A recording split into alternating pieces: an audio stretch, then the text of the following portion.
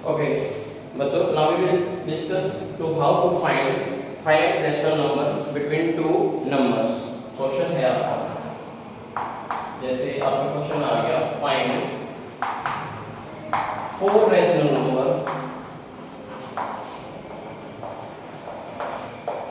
Between,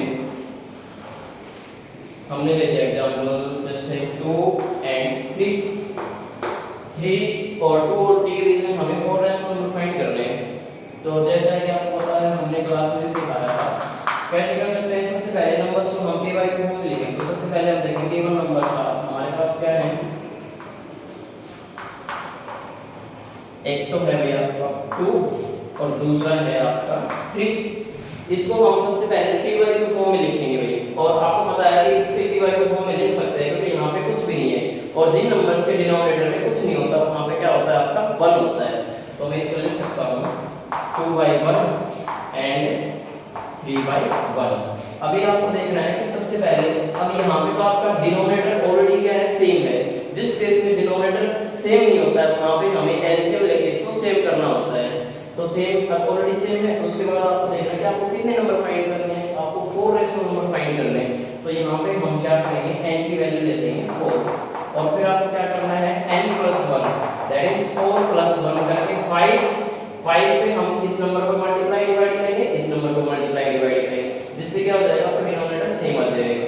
तो यहाँ से हम कह रहे हैं multiply and divide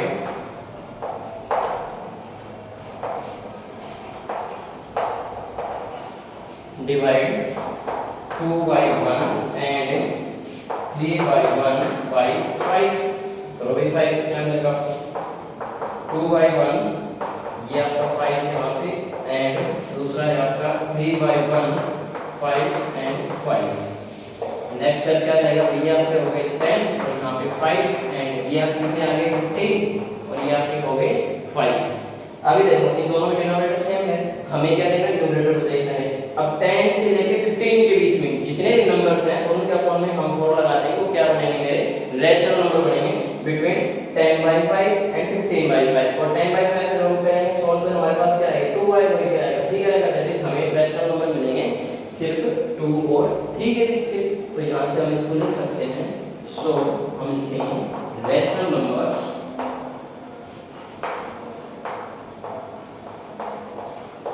between 10/5 and 15/5, 10/5 and 15/5 हम यहाँ पे यूज कर लेते हैं, यहाँ पे ले लेते हैं। तो ये आपका क्या बन जाएगा यहाँ पे, दैट इज 10 के बाद में यहाँ पे क्या आएगा 11/5 कॉमा 12/5 कॉमा 13/5 कॉमा 14/5। ये सारे के सारे वो नंबर है क्योंकि हमने ये कहा था इनके बीच के नंबर बिटवीन। तो बिटवीन में हम 10/5 पर ही लेंगे, 15/5 पर ही लेंगे, हमें सिर्फ इनके बीच के नंबर लेने हैं। तो आपके पास क्या आ गए 11/5 12/5 13/5 14/5। ठीक है, तो यहाँ पे हम बोल सकते हैं सो रैशनल नंबर्स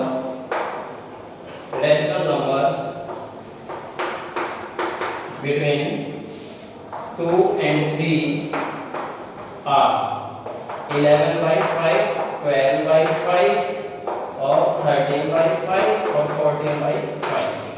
ये आपके पास आएंगे आपके रैशनल नंबर। अब आपको पता है कि किन्हीं भी दो नंबर्स के बीच में infinite number of rational number होते हैं और इनफाइनाइट ही इररेशनल नंबर होते हैं। तो ये जरूरी नहीं है कि हमने जो नंबर फाइंड किए हैं या सभी बच्चों का सेम आंसर आए, क्योंकि हमें पता है नंबर्स के बीच में इनफाइनाइट रैशनल होते हैं, इनफाइनाइट ही इररेशनल होते हैं।